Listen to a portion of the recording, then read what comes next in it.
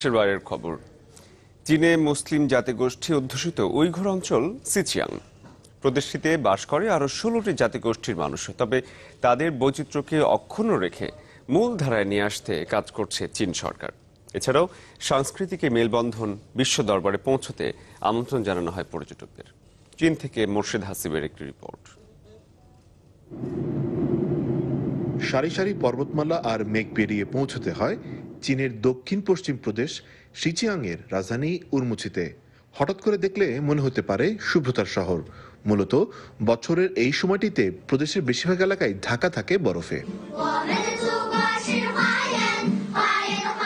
বেশি সড়কের শহর হিসেবে এরই মধ্যে গিনেস বুকে নাম লিখিয়েছে জায়গাটি।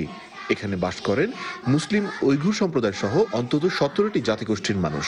তাই এখানকার সংস্কৃতি এমনকি শিল্প সাহিত্যেও রয়েছে ভিন্ন মাত্রা।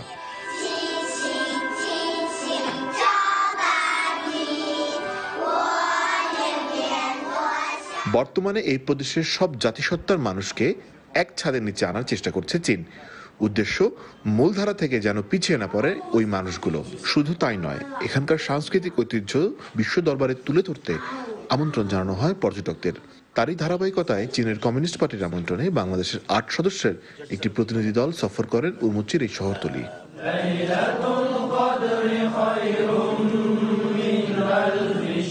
শুধু নাচ গান কিংবা শিল্প সাহিত্য নয়, মুসলিম অধ্যুষিত হওয়ায় ইসলাম ধর্মাবলম্বীদের সহযোগিতা করছে শি জিনপিং এর সরকার।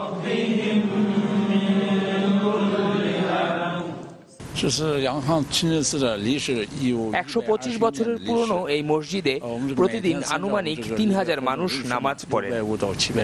আমার মনে হয় যে এখানে একটা নতুন ধারার বহুত্ববাদের দিকে এই সমাজ যাচ্ছে এবং রাষ্ট্রীয় পৃষ্ঠপোষকতায় ধর্মচর্চার সুযোগ এখানে রাখা হচ্ছে। আমরা আশা করব বাংলাদেশের সঙ্গে চায়নার যে সম্পর্ক আগামী দিনে আরো গভীরতর হবে।